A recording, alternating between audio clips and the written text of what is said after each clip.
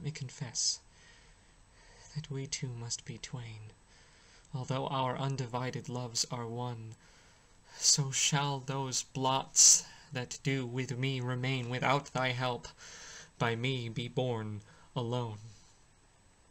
In our two loves there is but one respect, though in our lives a separable spite, which though it alter not love's sole effect, yet doth it steal sweet hours from love's delight. I may not evermore acknowledge thee, lest my bewailed guilt should do thee shame, nor thou with public kindness honour me, unless thou take that honour from thy name.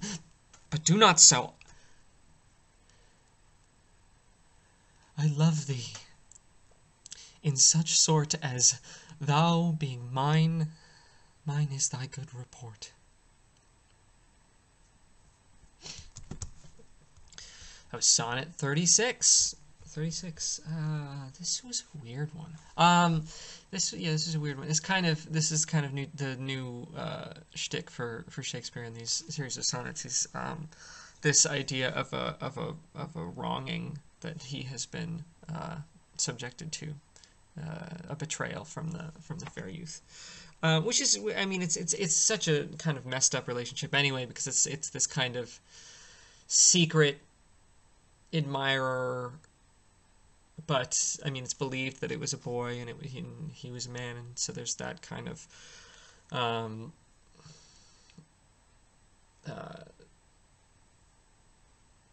element that at the time it would not be acceptable for him to, well, in a lot of ways, I suppose we don't know the specific age differences, but he talks about him like he's a boy, like a youth, and I mean, Shakespeare was not ancient when he wrote these, but the relationship is kind of complicated and a bit twisted. But the kind of tone of these last few has been very much more somber and dark, and but it just goes to show, because the tone, I'm finding that the tone with sonnets will be kind of the determining factor whether I find it easily accessible or a little more tough to really relate to.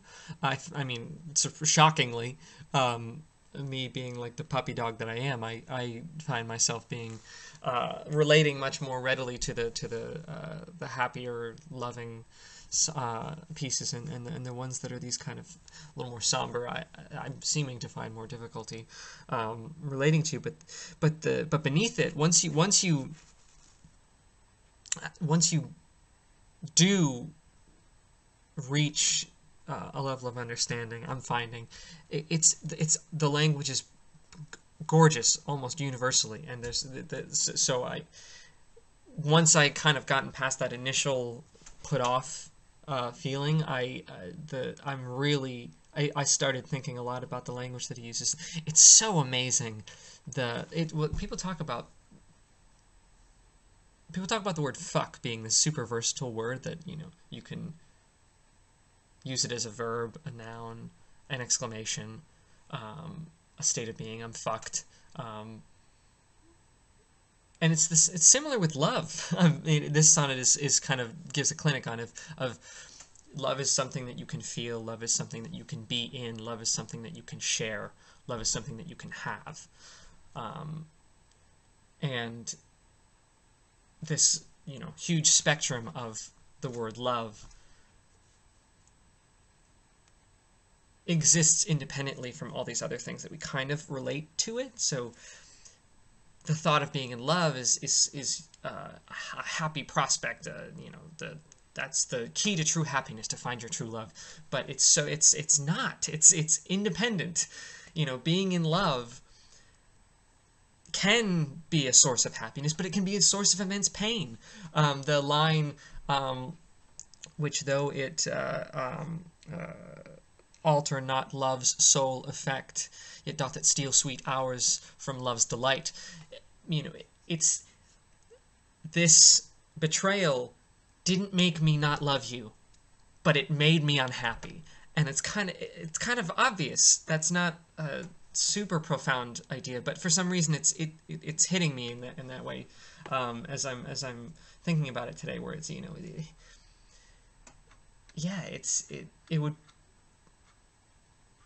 it's it's such a complicated thing. I mean, obviously, love is such a complicated concept, and it's incredible if you look at it kind of objectively.